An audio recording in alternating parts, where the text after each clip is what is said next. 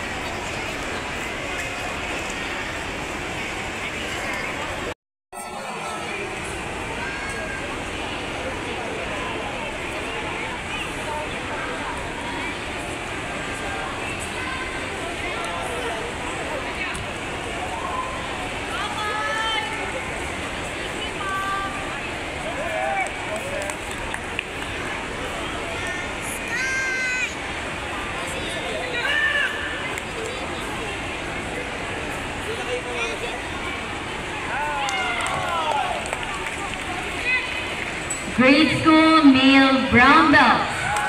Grade school male brown belts, please proceed to your inspections area now. Your inspections area is located at the red t-shirts in front of court number 7.